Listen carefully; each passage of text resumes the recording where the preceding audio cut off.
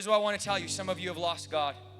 I look around this crowd, and the saddest part is not, let's get them to give and get them in a blessing and preach a nice, I know what you want. You want a nice sermon that's going to get the chill bumps going down your spine and a good revelation. If it just hits right, maybe then I'll say yes to God if he says the right words. But here's what I want to say to you. Don't you miss God?